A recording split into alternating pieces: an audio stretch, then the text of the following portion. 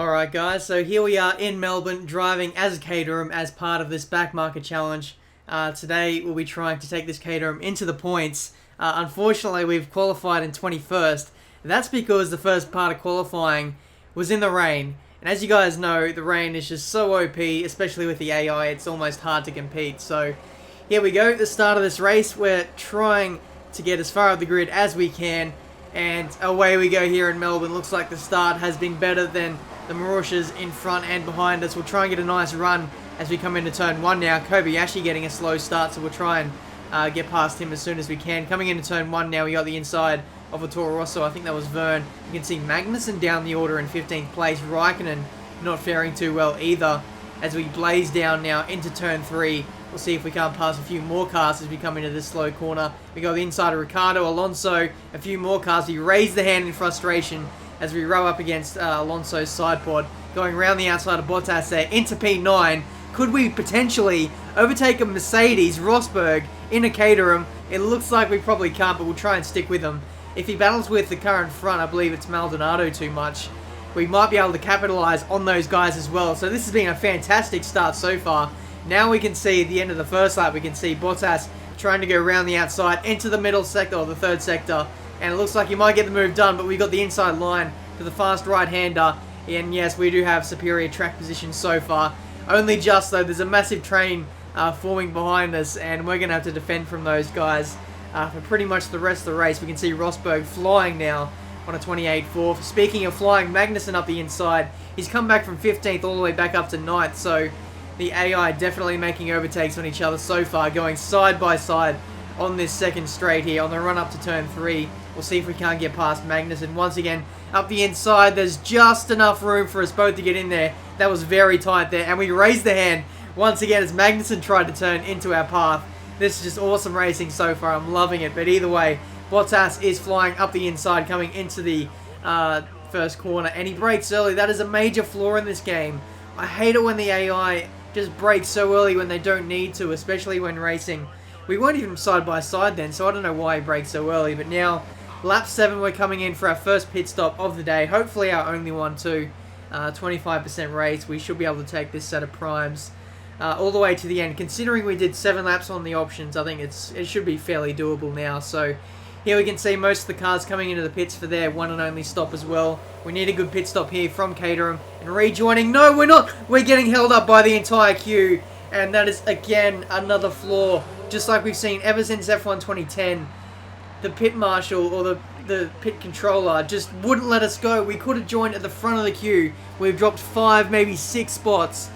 And that's cost us a lot of time, and it's probably going to cost us a points finish here today. We drop a place to Alonso. Now Gutierrez is looking feisty as we run up to turn 3. Once again, we'll try and hold this inside line like we did, but that's just so annoying when the pit guy just holds you when you... it's not necessary, when you could have just rejoined anyway. But either way, I hope that's fixed in some kind of patch. But either way, we can see on the start-finish straight, we've now got Esteban Gutierrez passing us up the inside. We've got our teammate coming out of the pits for his stop. And Gutierrez brakes early there. And we have got a penalty, ladies and gentlemen. That is unbelievable that we've got a penalty for that. Esteban brakes early coming into turn 1. And we get a penalty. Just let that sink in. Penalty for an overtake. He broke early. I did absolutely nothing wrong. That is an absolute joke. I have absolutely no idea what's going on. But lap 12, we're getting lapped by a Mercedes. I believe it's Hamilton. He's in P4 at the moment. And this race has just gone from bad to worse. As we can see on the apex of turn 1, we've got Nico Rosberg.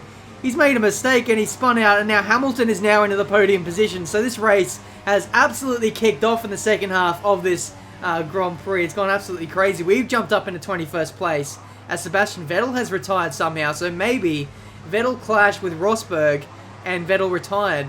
Maybe he tagged him into turn 1 or something like that. So that's very interesting to note there. Lap 13, we're letting someone through, and we've got another penalty.